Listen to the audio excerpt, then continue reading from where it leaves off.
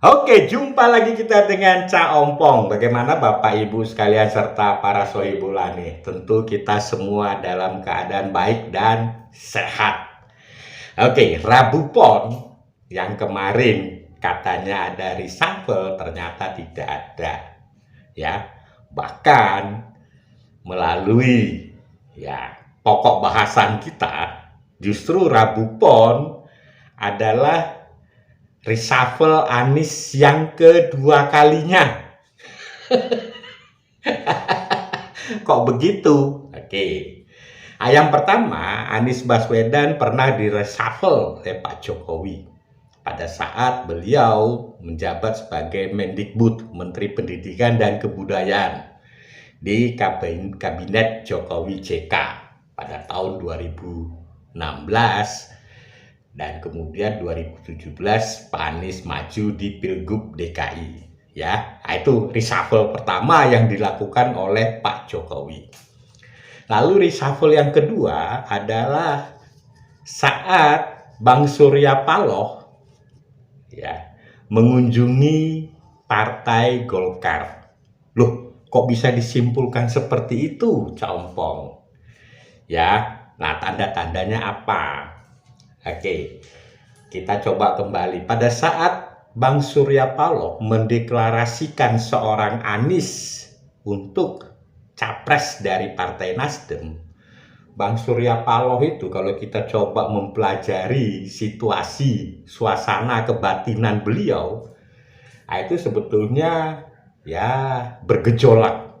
Dalam artian tentu akan banyak penolakan untuk mencalonkan seorang Anies. Padahal pada saat Rakernas, Ganjar dan Pak Andika itu masuk nominasi, tapi yang dipilih adalah Anies.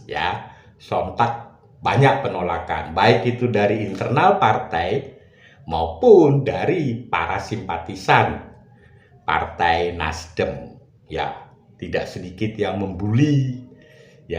Jadi kalau kita coba melihat, memang pengorbanan Bang Surya Paloh melalui Partai Nasdem dalam hal mencalonkan seorang Anies itu sungguh luar biasa.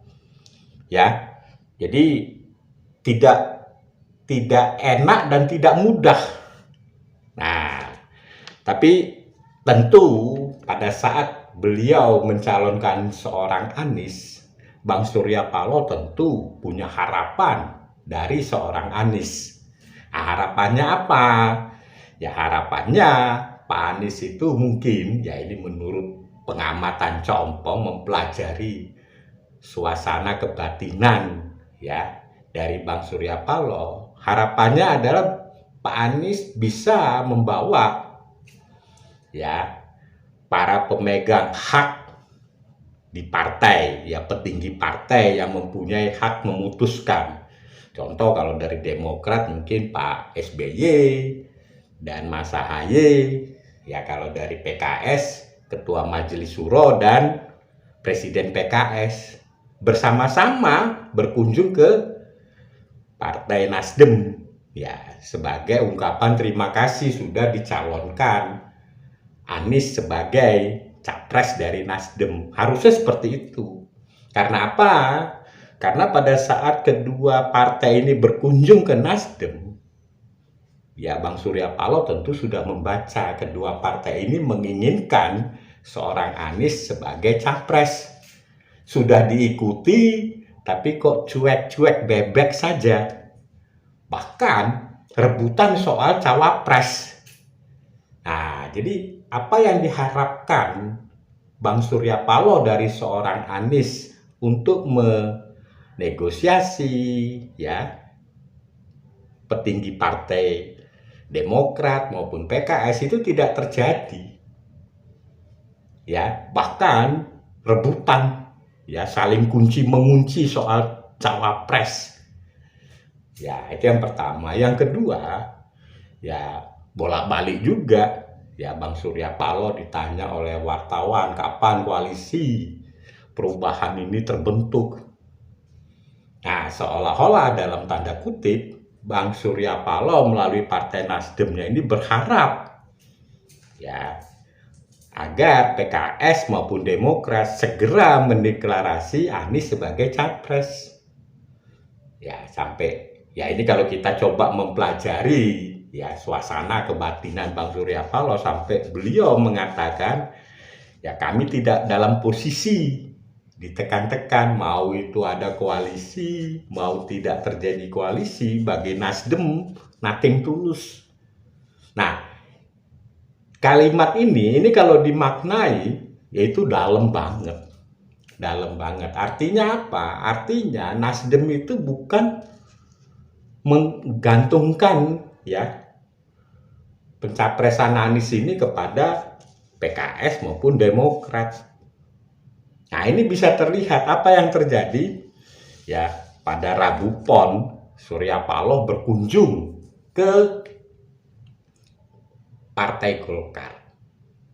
Kalau Cak Ompong melihat itu bukan hanya soal berkunjung, tapi hidden message-nya apa, ya. Jadi pesan yang tersembunyi di balik kunjungan ini apa? Nah, itu. Sebelum Nasdem berkunjung ke Golkar, Nasdem Bang Surya Paloh juga berkunjung ke Pak Jokowi. Bahkan sebelumnya lagi ada pertemuan Pak Luhut dengan Pak Surya Paloh. Tentu ini semua punya makna. Ya, tidak mungkin petinggi-petinggi itu ya bertemu tanpa ada sesuatu yang dibicarakan. Nah, di sisi lain ya kalau kita perhatikan PKS dan Demokrat seperti jual mahal, mendeklarasikannya aja terakhir-terakhir.